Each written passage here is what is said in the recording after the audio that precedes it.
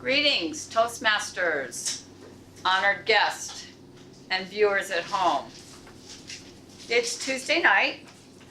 We're here in the Hy-Vee Club Room, and it's so nice of them to have supported our theme for the evening. Our theme for the evening is flowers, springtime blossoms, and they have managed to support us with flowers on all of the tables, all around here. Of course, it is actually coming up for Mother's Day, but I'm choosing to say that they're supporting us and giving us springtime blossoms for our meeting. We are Toastmasters, Golden Speakers Toastmasters. We meet here every Tuesday evening from 7:40. Meeting starts at 7:45 until 9:15. We are at the end of the ice cream aisle on the west side of the square. West side of the store. So please feel free to come down and visit with us. See what it's all about.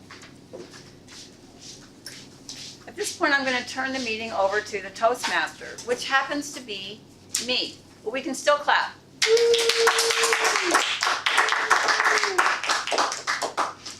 Okay, one little side note. This has been me clapping. This is the sound of one hand clapping, which has been my motif.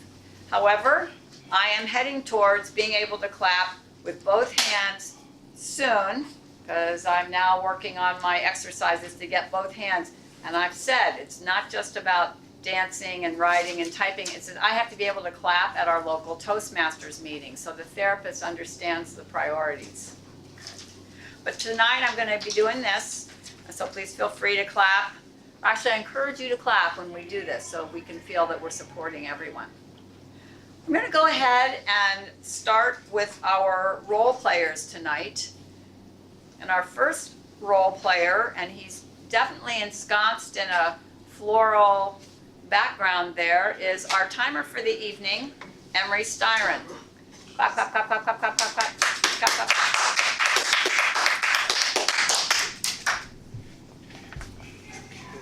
My title of timer is a tip-off to what I'll be doing. I'll be timing the speeches, the icebreaker, the prepared speeches. The prepared speech is 5 to 7 minutes. The green light will come on at 5, the yellow at 6, and the red at 7. Table topics are 1 to 2 minutes. The green light comes on at 1, the yellow at 1.5, and the red at 2. In both cases, there's a 30-second grace period after the red comes on. If you go on beyond that, you're in danger of being clapped off, and nobody wants that. Speech evaluators have 2 to 3 minutes. Green comes on at 2, yellow at 2.5, red at 3. And that's probably enough. I'll be giving a report at the end of the meeting.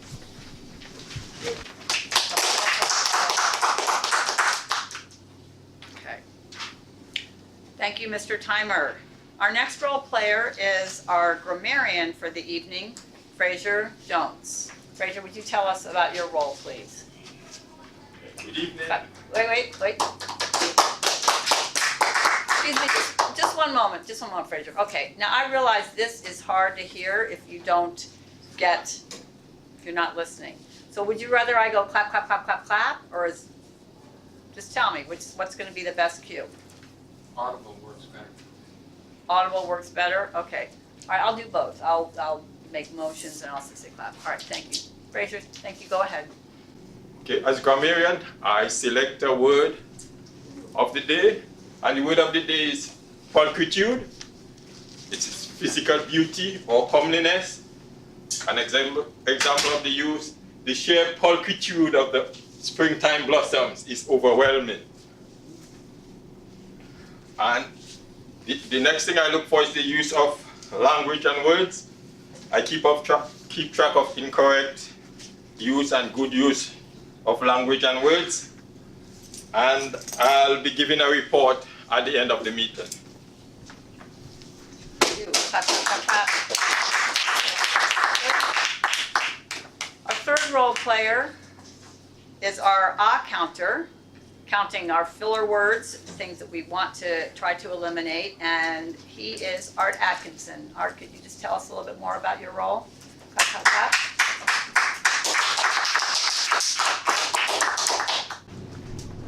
In my role as counter, I'm looking to make note of filler sounds that speakers may use that occupies time and space but don't actually advance the communication. Some examples are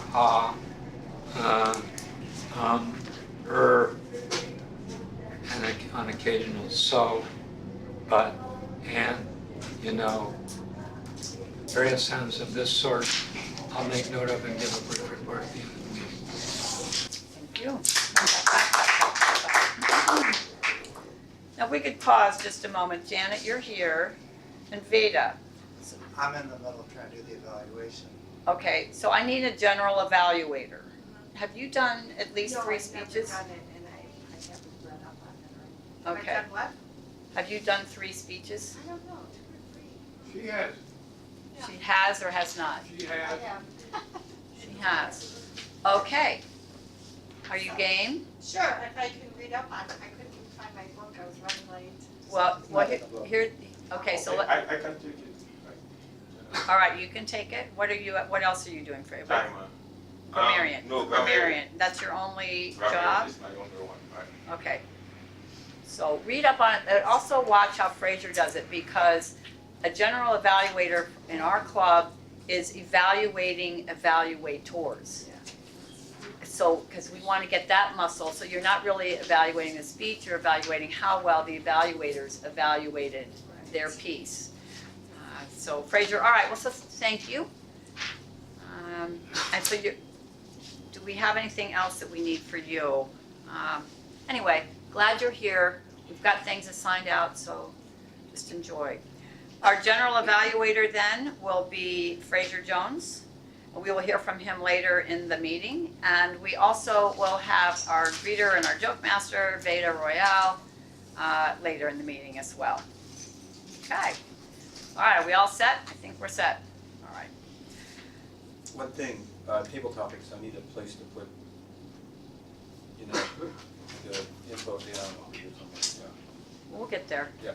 Yeah. It's a, I mean, okay, that'll be good for Rich, yeah, thanks. all you have are those little pieces of paper, Yes, right? that's it. You don't think you could put it right here? Sure, don't have to have Fraser, that's okay. Okay, Fraser. I'll put it right, when it's time, I'll put it up there. Yeah, just put it here and then people can, yeah, okay, good. Try to keep it as clear as we can. All right. All right, so we're ready to head into our prepared speech for the evening. Our speaker is going to be Peter Armstrong. And to read the objectives for his speech and to introduce him is his evaluator for the evening, Veda Royale. Clap, clap, clap, clap. Thank you, Jean. Fellow Toastmasters, guests, viewers at home, and especially Peter. Peter Armstrong was trained as an engineer. He currently works as a computer programmer and database administrator. I'm sorry, he has worked as a computer programmer and database administrator and has recently retired. He spends part of his time investigating some of the hidden corners of history. He has a technical subject tonight. In tonight's talk, he will introduce us to the field of computers. The title of his speech is Charles Babbage and His Quest to Build the World's First Steam-Powered Computer. Help us welcome Peter.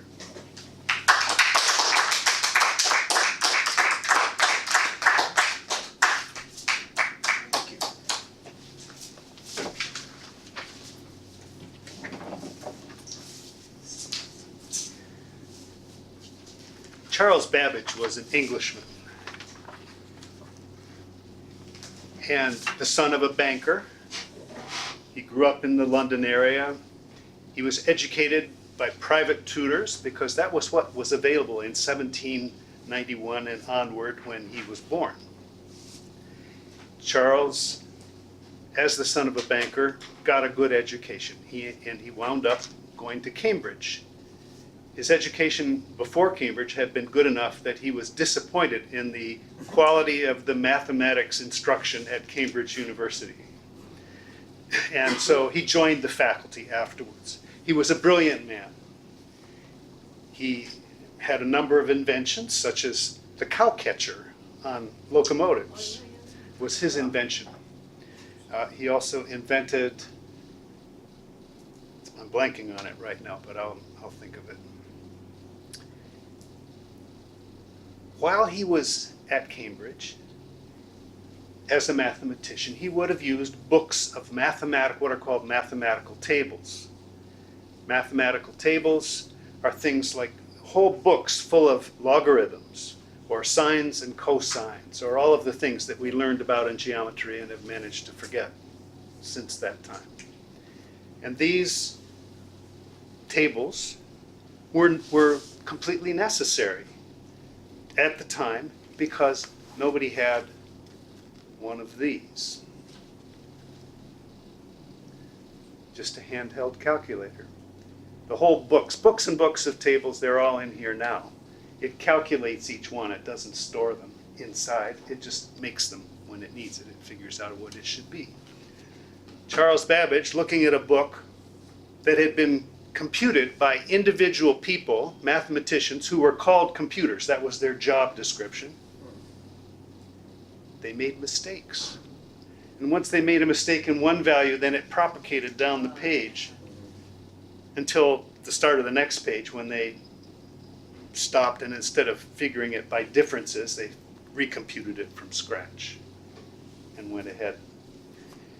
He looked at this and he said words to the effect, "I wish that this entire book could have been created and printed using steam power." That was all that was available to him in 1820. There was no electricity, there was no nothing except steam power. So there he is. He says, I'm going to do it. And so he starts building machines. He built a little tabletop machine for demonstration purposes. And someone stood here and turned the crank and they put in a few values first and it would compute. It was for demonstration. It wasn't good enough to actually be used in a permanent way. But it was a step. He wanted to do more. By the way, isn't this pulchritudinous? It's beautiful brass levers, nicely machined. Everything is elegantly made. It's also very expensive to make. He wanted to make one of these. This is its big brother. Difference engine number 1. It was about that tall, or would have been if he could have gotten it built. This tall, 7 or 8 feet long. I think it weighed, his first version weighed around 15,000 pounds, not your typical pocket calculator at all. And it could do one kind of thing. But it was a machine, and it did it. It was never actually even finished.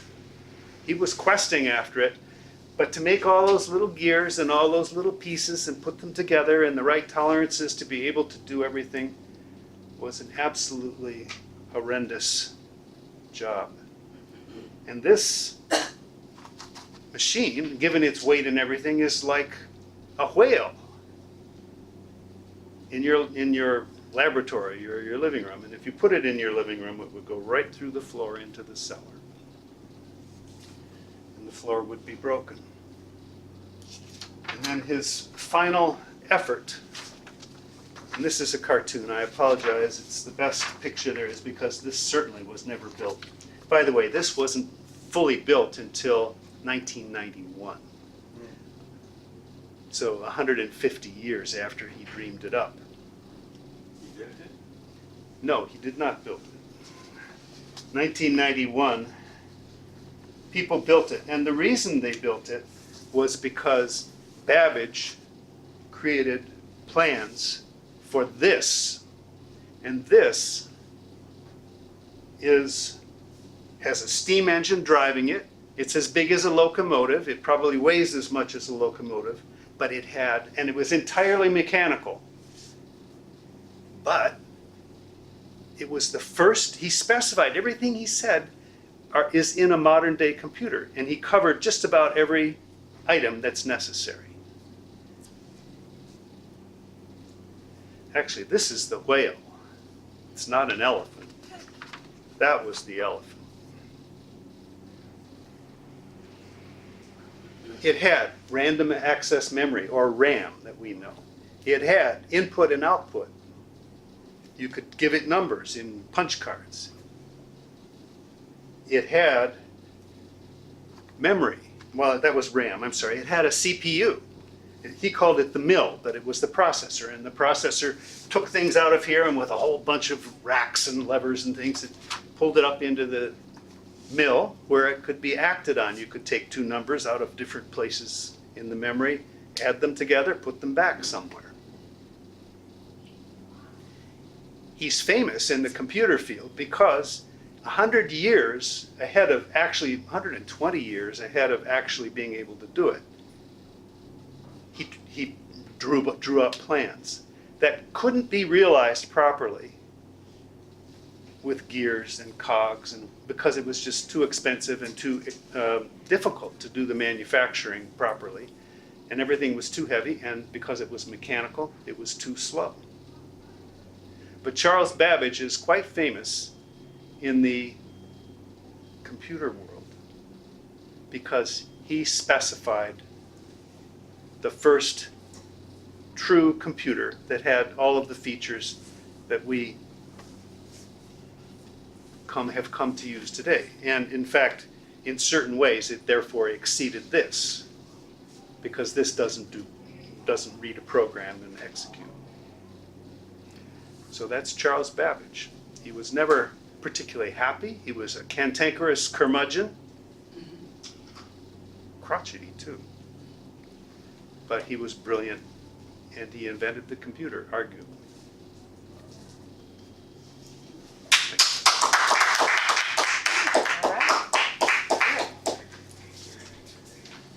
All right, Mr. Timer, would you please give us 2 minutes to provide an evaluation for Peter? Mr. Timer, did our speaker qualify? I'm afraid he did not.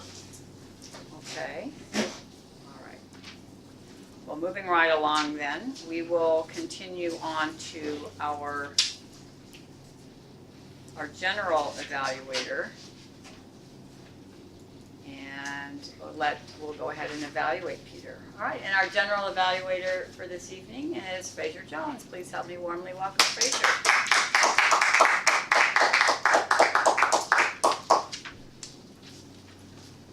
Good evening, fellow Toastmasters, guests, and our esteemed viewers at home. We are moving into the evaluation section of the meeting, and for this, the first evaluator, I'll be calling on Villeroy, who will read the objectives.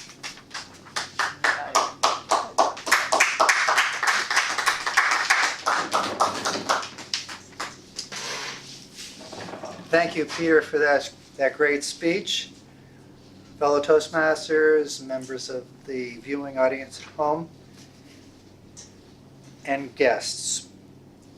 I did incorrectly omit the objectives of the speech earlier because I was called upon to give this evaluation suddenly. To review those, the project number 4 is focused on how to say it. Words convey a message and influence. He should select clear, accurate, descriptive, and short words that best communicate meaning, value, and impact. The objectives were to select the right words, use rhetorical devices, and eliminate jargon. So Peter, I felt that you did most of this correctly, very, very excellently. You took a technical subject and used mostly non-technical words to describe it so that we would feel at home. You have a friendly, outgoing style that makes us feel sympathy for your topic and lets us feel that anything you would be saying would be of great interest. So I thought the speech was appropriate for the topic. You used simple, short, and clear words. You did not give us any feeling that we could misunderstand what you said or use inaccurate words. You did not, in my opinion, use rhetorical devices to enhance your ideas, although maybe you could enlighten me on what you thought that should do. You did really avoid jargon and unnecessary words, and you used proper grammar and had a fairly clear purpose, although the purpose being a rhetorical, a historical retrospective is kind of a unique purpose. I would say that you're drawing a very fine line between giving us too much and too little. I would have liked to see a few more technical words. In fact, the words I liked in the entire speech the best were at the end, describing Mr. Babbage himself as cantankerous and crotchety. Those were the kind of colorful words. I would have liked to hear more words like the word you did use, logarithm. Perhaps the more detail about the machinery could have added some additional interesting words. But with that said, I thought it was an excellent speech, and I look forward to your next speech, Peter.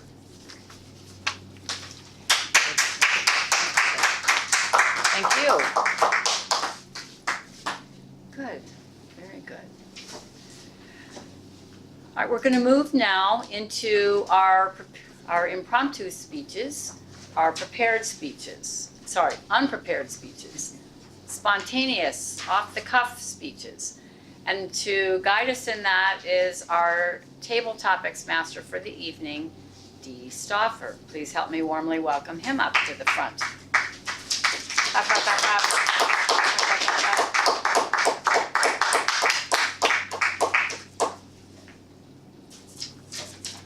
Okay. Wait, nope. Oh, I'm sorry. Yep. Okay, so, thank you.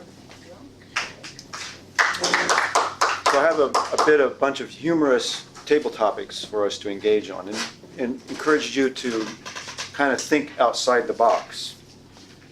Am I supposed to read these or I put them down? You can do it however you want. Okay, I'll read them off and then they'll be over, you can pick one. Oh, no, don't read them ahead of Don't time. read them, okay. Because then you lose the element of Okay, spontaneity. all right. So these are table topics that kind of takes you out of your zone of a human being. And think about other inanimate objects as yourself. And without further ado, we'll set these here and then So what do you want us to do when we come up? come up. So we there's, pick that up. you're going to pick one of these up. There's 5 of these here. You can pick one. Mhm. And then you're going to, what's the word I'm looking for? Act. Role. Anthropomorphize yourself as one of these things that are on this here. And I think you'll all find it quite humorous. Okay, so act it out, like. Act it role-play out, that, however, so it's you're up to that. you, however you want to Okay. do this. You can Okay. do it physically, you can do it by speech. Okay. You use your own basically it's a very creative exercise to do in getting out of your skin and being Okay. something else. Okay. Okay? Good. So I'll set these here and good luck. Okay.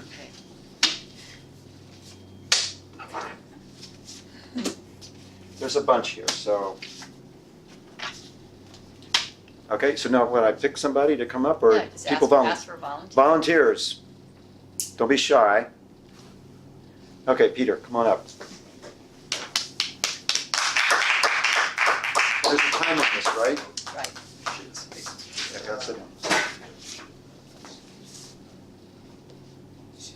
Shake hands. Yeah, set. Oh, Right. Shake hands. Oh, shake yeah. hands, Good shake luck. hands. You'll need it. So let- I'll need it. Yeah. Peter, you can read it and then go for it.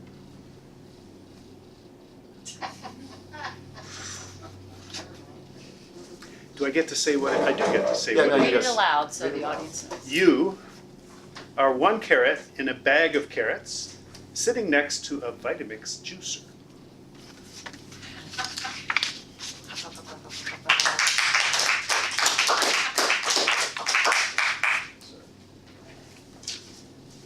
And I was talking about going through the mill before. Emery, we're on red on the light there. And it's too early. I feel Yeah, confident. yeah. Okay.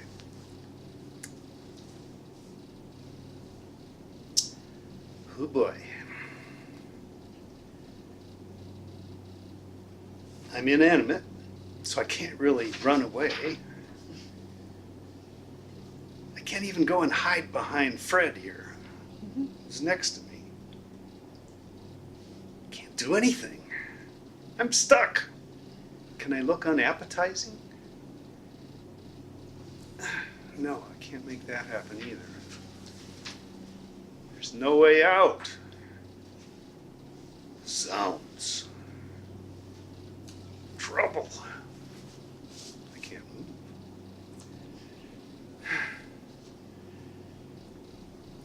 I want to be back in the ground. It was cool. It was dark.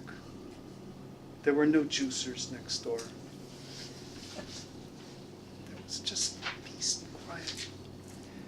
Yes, there was the occasional little bug that wanted to come by, but overall, it was a good life.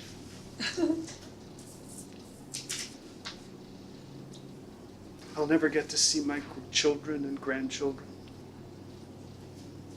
It's too bad.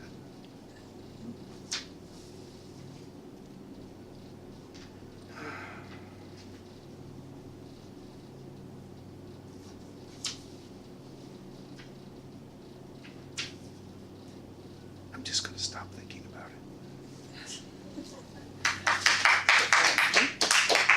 No, can't, don't go that way. I'll go this way. Gotta go up there, Yeah, yeah. let's- Okay. Slow them up, practice, okay? Did you shake hands? Here. Okay. Good, good. Now we can do Yeah, it. yeah, Good, good. good, So I have some more here. yeah? All right, another volunteer? Don't be shy. I'll do it. Yeah, they're all good. Okay, so now people that don't have roles, okay, all right, so pick one up. Huh? Hey, stay up. Oh, stay up, stay up there, okay. Right. Yep. Just have a seat right there. Okay. Haha. You are a popsicle that has been left out on the counter by a forgetful 12-year-old child.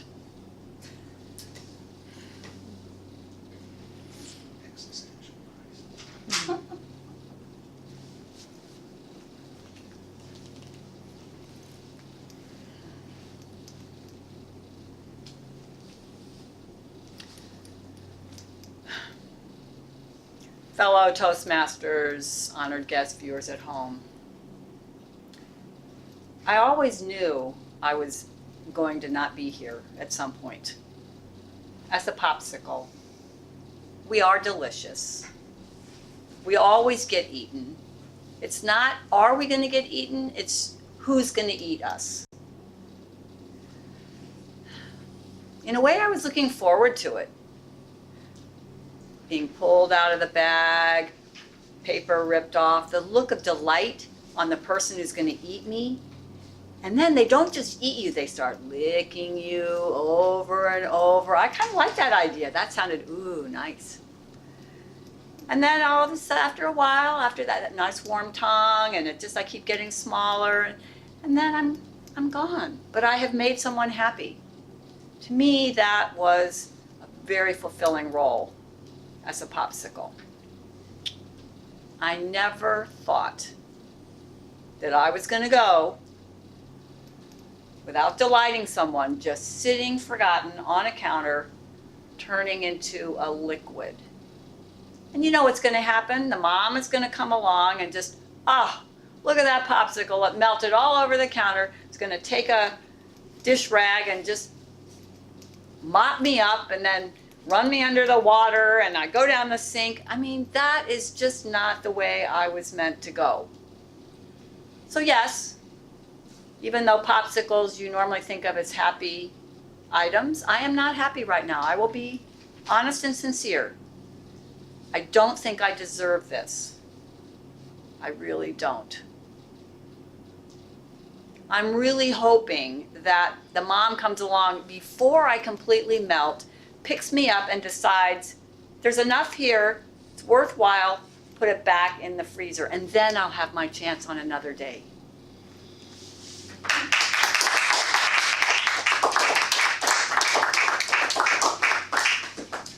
Okay, all right. We have 3 more here. Volunteers? They're all good. We should go. Miranda, Alex. come on. Alex.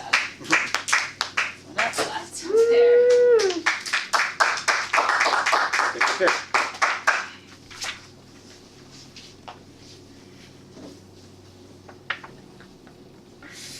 You are one hot dog in a wrapper in with a bunch of other hot dogs that have been taking on a camping trip.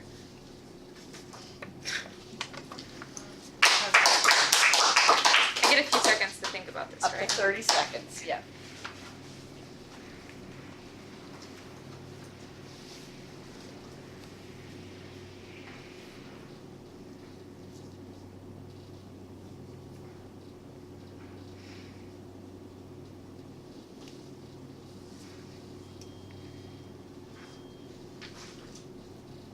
Have you ever woken up and thought, today is going to be the best day of my life?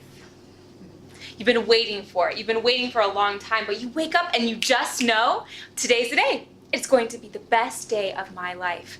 So these humans brought me home with them about a week ago, and they have been talking about this exciting adventure that we're going to be going on. And I've been waiting, and I've been hearing them plan it every single day. They say it's going to be the most exciting adventure. We're going to go on a mountain. Have you ever been to a mountain? I've never been to a mountain, but I've heard about mountains. They say we're going to go and we're going to see animals and we're going to see the sunshine and the fresh air. How exciting! The little kids have been running around and singing songs. Do you like songs? I love music. I didn't hear them before the humans brought me home, but I have really been enjoying all of the tunes that the little kids are playing. And they have been telling me all of these exciting things that we're going to be doing. There's talk about marshmallows. I'm not sure what marshmallows are, but it seems pretty fluffy and fun. They talked about all of this exciting stuff, and they started packing us. They started packing up things to go in the car because we're all going to be a part of this great adventure together. So when we arrived at the campsite, I knew I was right. It was beautiful. There were pine trees, I could hear a river flowing, and there were some birds chirping. It was going to be just beautiful. But then have you ever been on that perfect day of your life and there's a turning point where you think, maybe it's not as perfect as I thought it was going to be? Because they started explaining the activities again, and they started unpacking the cooler. And the first thing that they did when they got there, because everyone was really hungry and the site wasn't set up yet, they got my friend the ham. It's my best friend in the meat cooler. The sliced ham and the Swiss cheese. And then they got out some bread that I'd always seen on the counter for the whole week that I was there with the humans. And they made sandwiches, which I thought sounded kind of fun, of combining a bunch of little ingredients together. And then all of the humans started eating the sandwiches. And then I got really worried because I saw all the other items that I'd been hanging out with all week, and I realized that I may be dinner.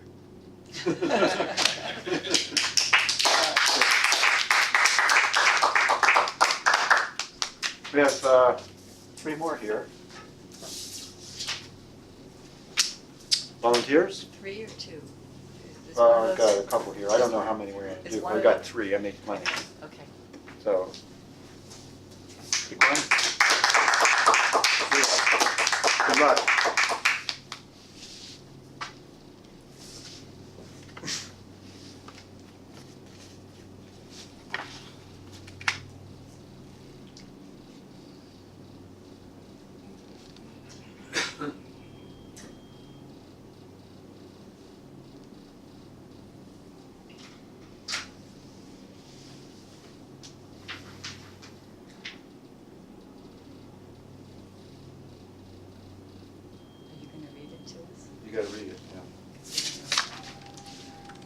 I am one egg in a carton of eggs sitting next to the stove.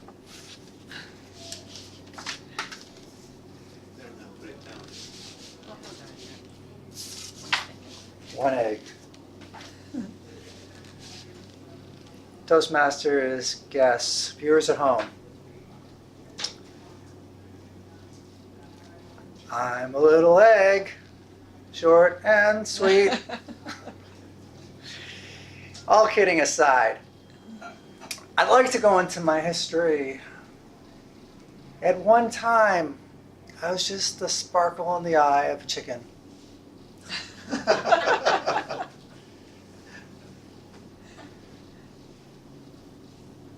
My mother, she was a great hen. She really, really was a warm, fuzzy, furry, feathery, fine friend to, as I hear it, a rooster. Oh. And one day, something happened deep inside that cavernous womb of a chicken. Some miracle of life started budding. How does this happen? The effulgence of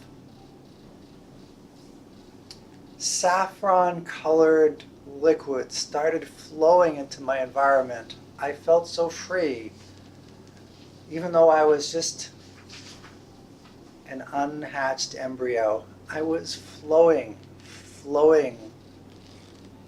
And then, one day an earthquake hit. And I came rushing out, but there was this prison garb around me, and I was not so free anymore. So now, I hear I will be freed. There's a knife coming to free me. I see it. Sloosh!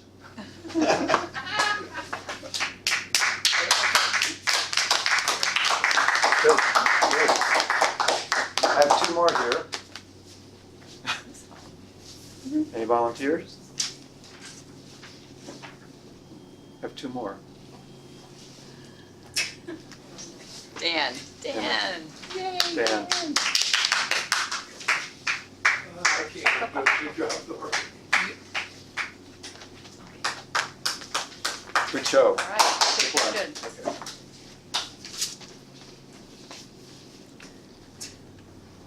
You were a sunflower 50 feet from a beehive.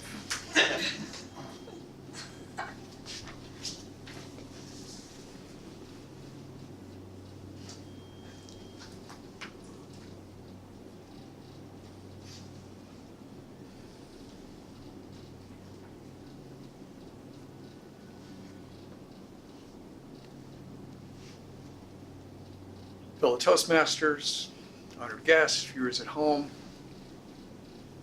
It turns out that myself as a sunflower and that beehive over there don't have anything to do with each other. These particular bees don't make sunflower honey. I don't think I've ever heard of sunflower honey. So I believe I'm in the clear.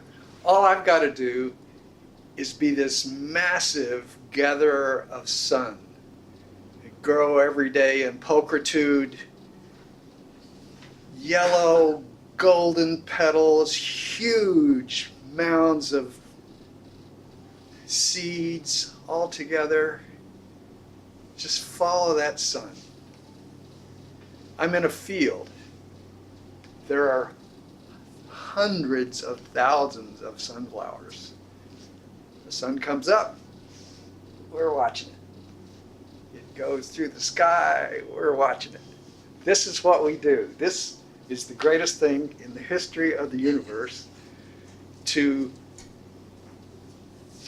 take sunlight and become something more and more beautiful, more and more manifest, to grow, to take that energy and become more and more every day.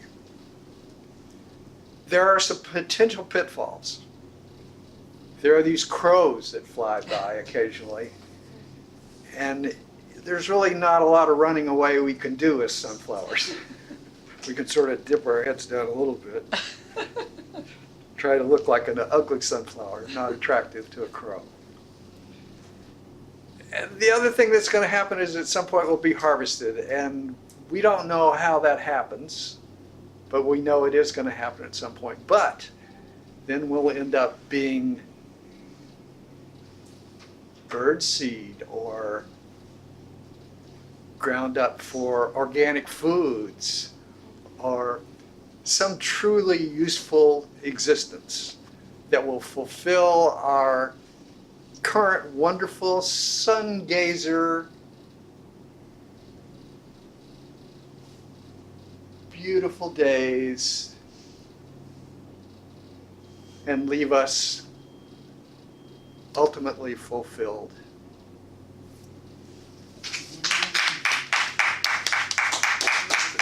Point. Have one more? Peter? Janet. Janet. No. Peter, how you doing? Art. All right, Art.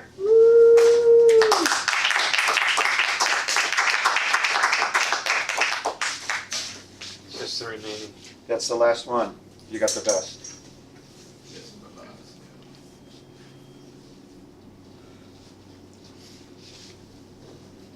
I am a stalk of celery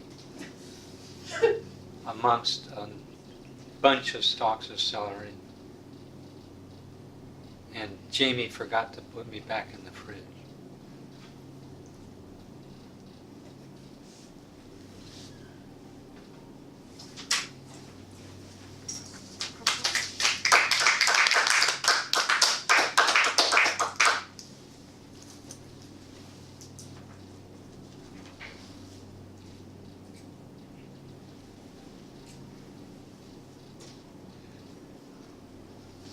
These other guys on the counter with me are bemoaning the fact that we've been forgotten and they're not getting back to the fridge. But I, for one, am glad. Because everybody that's put me in the fridge before has forgotten to seal up the bag. And the fridge just dries me out and I was getting limp. All these other guys are headed back for the limp zone sometime.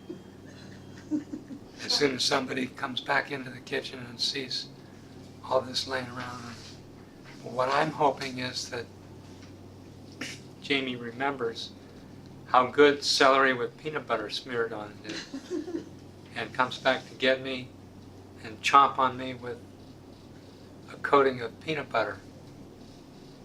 Peanut butter feels so good when it gets smeared all over you. Peanut butter is just one of the most divine creations that a celery stalk could ever encounter in life. But hey, these other guys were hoping for veggie dip. They were hoping for all sorts of fancy stuff. I, for one, would settle for peanut butter eaten by a young boy with great gusto. And I'm in a better position lying over here a little bit away from the bunch. Somebody's going to grab the rest of them and put them back into the dry out zone that they call the fridge. But I'm sitting over here hoping that Jamie remembers and comes to get me and uses the knife to spread peanut butter all up and down.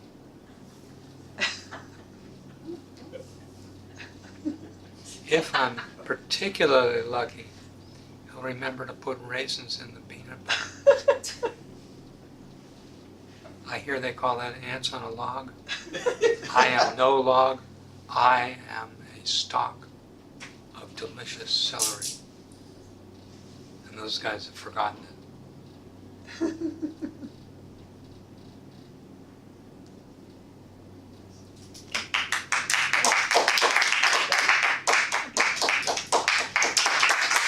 Good.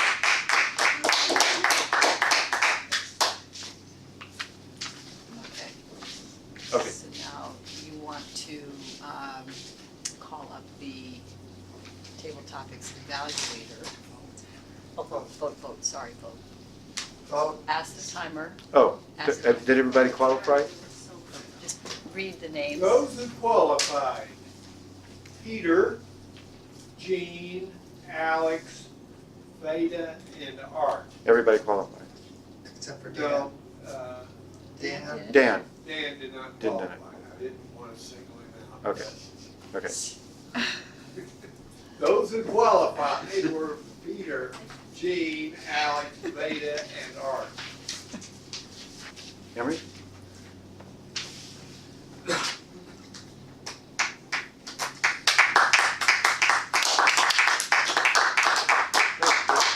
That's it down, or? Uh-huh. Please.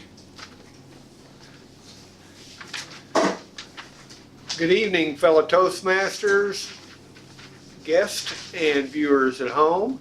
We had some excellent table topic speeches tonight, and I want to congratulate Dee in his first time as table topics master with coming up with a way that really brought out our imagination. So I'll start with Peter. Peter's facial expressions were just tremendous, I thought. He took his time, he tensed up his body, he crunched up his voice, and he put a lot of humor into it, and I really enjoyed his speech. By way of improvement, I felt like your ending could have used a little more wow, so always look for a punchy ending. Jean, channeling a popsicle. A lot of very vivid language. Pulled out a bag, ripped the paper, being licked. Lots of sensory effects. And then the dramatic turn toward how it all ends, not the way she'd imagined. All to the good. You were pretty animated throughout, except at the end I would have liked to seen even more animation. Alex, winning smile from just the moment you looked at your subject and you never stopped smiling, which is really a tremendous way to keep the audience engaged with you. You opened with a question, another great effect. Your movement was that of a very polished speaker as you stepped from side to side. And you were animated throughout and a strong finish. So I really can't come up with a suggestion for improvement, Alex. Veda, the egg, started with a song, which was clever. And your facial expressions were intense, and your verbiage was over the top almost. Warm, fuzzy, feathery, fine friend, effulgence of saffron-colored liquid, and then a killer ending, splush. So I can't really suggest any improvements, Veda. Keep up the good work. Dan, sunflower. Dan's always got the friendly smiles, which make him a very engaging speaker. I was especially impressed by his language and the animation. He made me see this hundreds of thousands of sunflowers out in Kansas following the sun across the sky during the day. So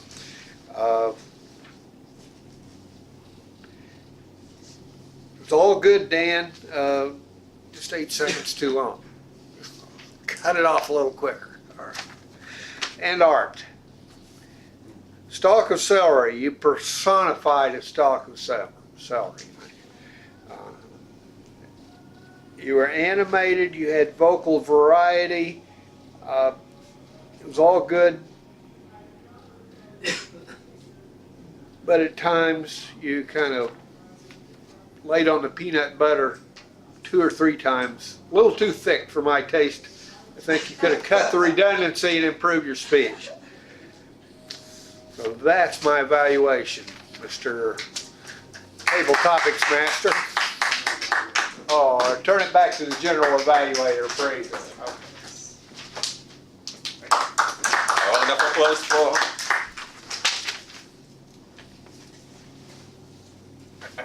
And now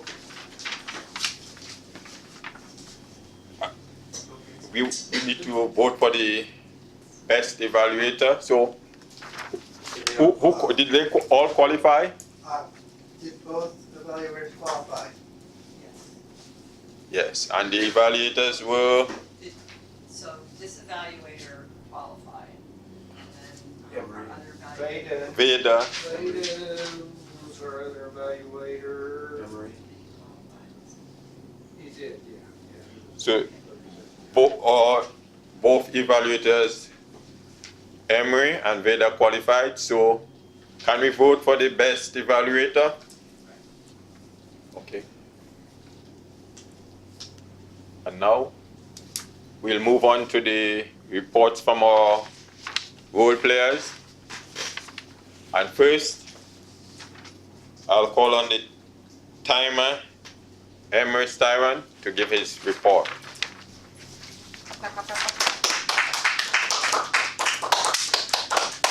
Peter's prepared speech, 7 minutes, 47 seconds. Veda's evaluation, 3 minutes and 15 seconds. My evaluation, let's say 3 minutes and 30 seconds? 3 minutes and 15 seconds. 3:15 too, okay. And table topics, Peter 154, Jean 206, Alex 212, Veda 2 minutes and 2 seconds, Dan 2 minutes 38 seconds, and Art 2 minutes 28 seconds. That's my report.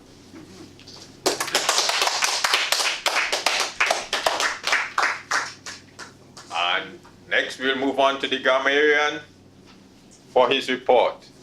And it is yours truly. Okay, so the word of the day, pulchritude. What? The word of the day, pulchritude, was used twice.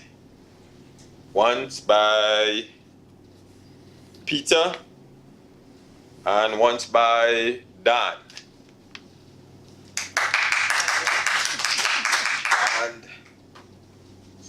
And there were several good uses of language.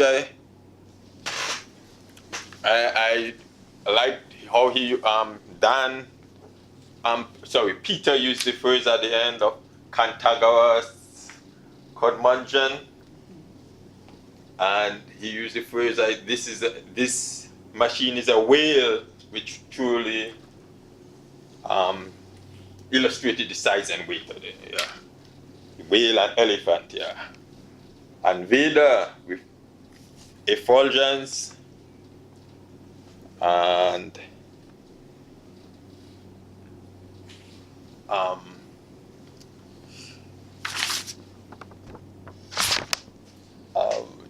art, yeah, art. How he used heading for the limb zone. I think it was.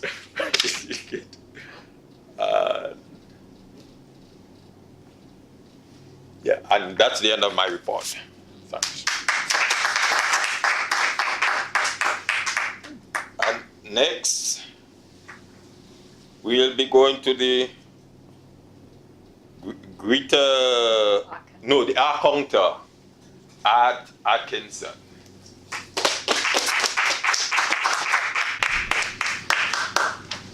So Toastmasters this evening, were the favorites.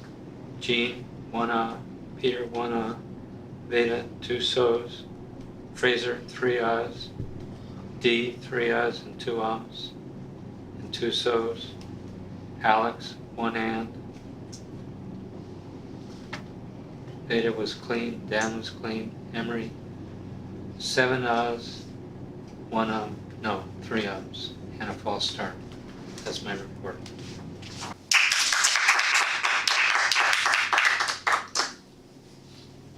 And now we'll move to the greeter, joke master, Vida Royal.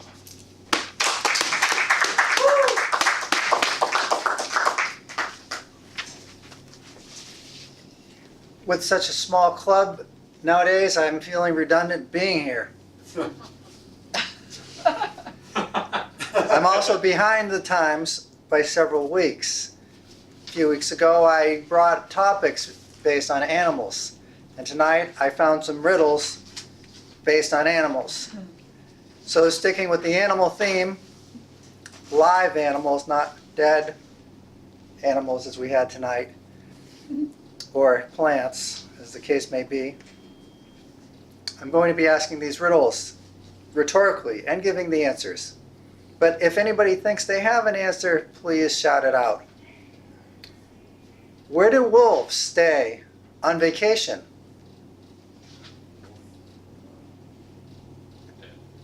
Howl a day in. Can giraffes have babies? Yeah. Yes. No. No, they can't have. Giraffes can only have giraffes.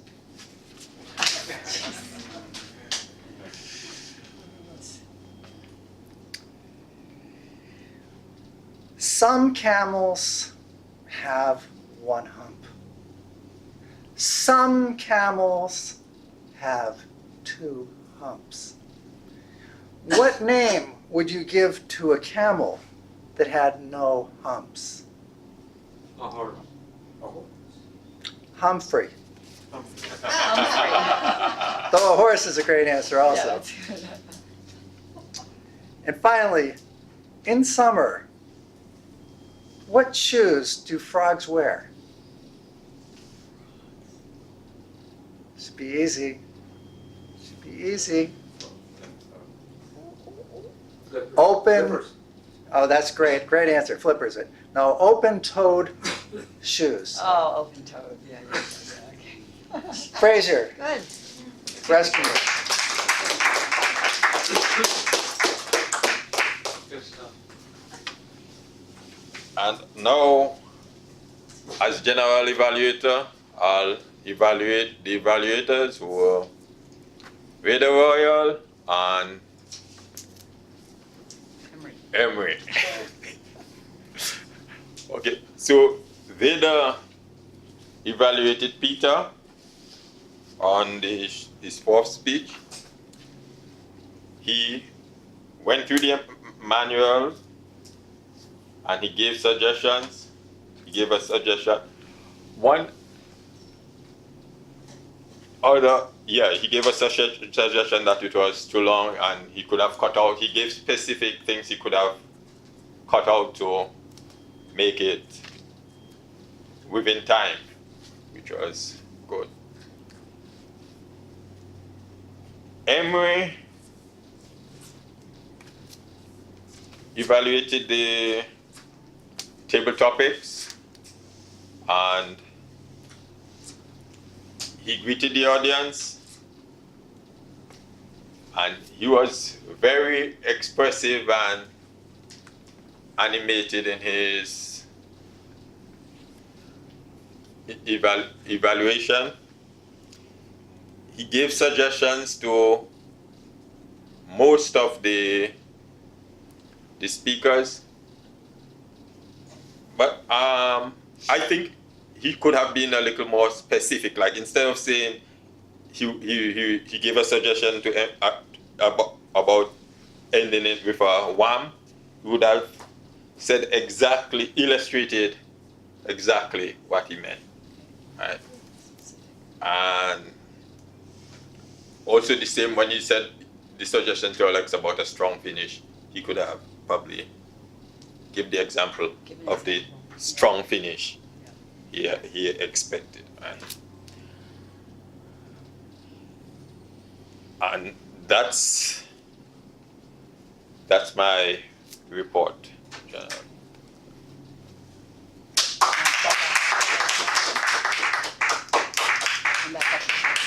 Okay, very good. Thank you. All right. Thank you, Mr. Table Topics Master. Thank you, General Evaluator. I think we had a really great set of table topics tonight. I particularly want to thank Dee for coming up with such a creative exercise. When we go home tonight and we open up the refrigerator, it's going to be a whole different, looking at them, wondering what they're thinking about us. So very good, very well done. Let's see. I do have some winners here. So I'm not going to pound, I can't do my pounding thing either. So you guys do a pound. Great. And our best evaluator is Veda. Okay. Let's see, we have best evaluator right there. Yay. Okay. Thank you. All right. Okay. And then our best table topics. Drum roll. Art Atkinson.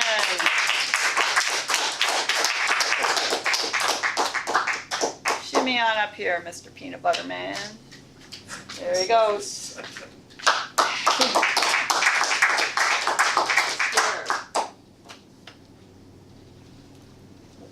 What is it when you put raisins in it? Ants on a log. Ants on a log. I hadn't heard of that. Okay, Well, then you weren't a Girl Scout. I wasn't. I See, wasn't. there's the evidence. Okay, because it was Girl Scouts. If she'd been a Girl Scout, she'd know about ants Is on a that where you log. learned it? You were a Girl Scout too? Sue was a Girl He was in Scout. the Girl Scouts. Oh, you know somebody who was I'm a married Girl to an Scout. ex-Girl Scout. Okay, It's a good thing. now we understand. Okay, well, there you go. Thank you. Thank you. Okay, very good. Well, we're just about at the end of our meeting. I'm going to go ahead and ask our guest, who's here for the second time, Alex, to tell us what you thought of this meeting, have any comments you might give us, and you can stand and practice that head rush of standing. It was hilarious. Today was very, very funny. I loved the table talks. They really got everyone into a creative space. It was almost like being at an improv club in the best way possible. So I thought that was very hilarious to watch everyone get stretched out of their comfort zone. So thank you for putting that on tonight. That was so funny. Great, thank you. Thank you. Okay. With that, I'm going to hand the meeting back over to the president. Oh, what? Oh, yep, okay. Okay, so we do have one more ribbon to hand out, and this would be for Peter's project number 4, Competent Communicator, How to Say It. Congratulations. Good. All right. Okay, thank you. Was there anything else I'm forgetting? We're good? Okay. Okay. One comment, just as we're finishing up here, we have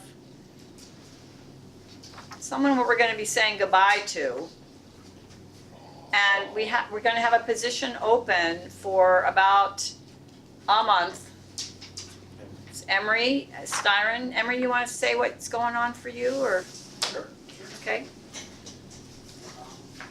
My wife and I have been trying for some time to sell our home and got discouraged, but we put it back on the market this year and found a buyer.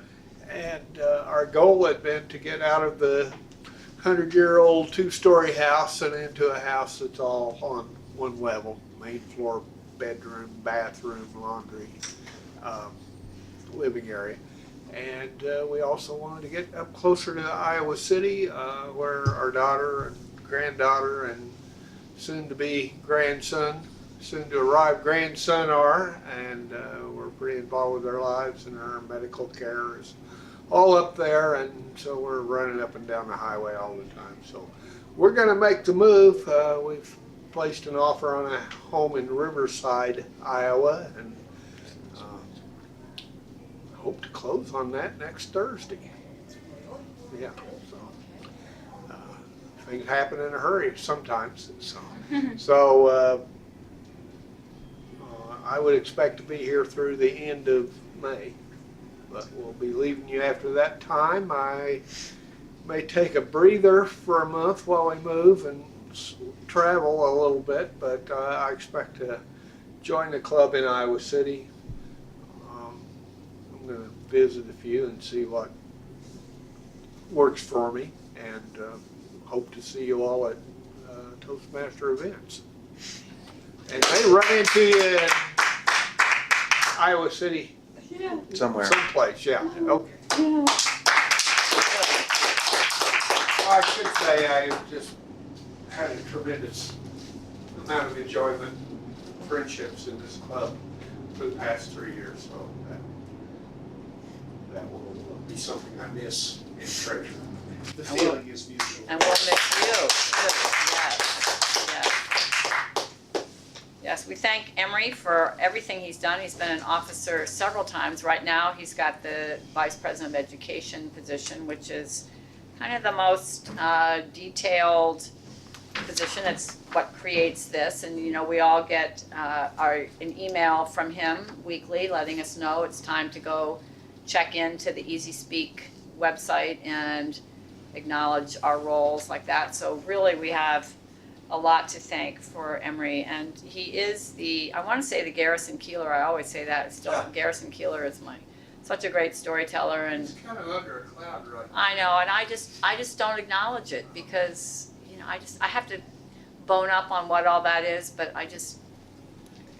so until you give me another name, Emery, I'm still thinking he's at the top. So, you know, Garrison Keeler, and Emery doesn't live locally. He lives over in Mount Pleasant. So every Tuesday, winter, summer, you know, blizzards and whatever, he's been driving over here from Mount Pleasant to attend this meeting and back. And so I think that shows an extra amount of commitment and also recognition of value of what he gets out of here, because that's a little bit more than a little more of a distance than might otherwise be the case. But we'll say goodbye to Emery a little bit later. But we're going to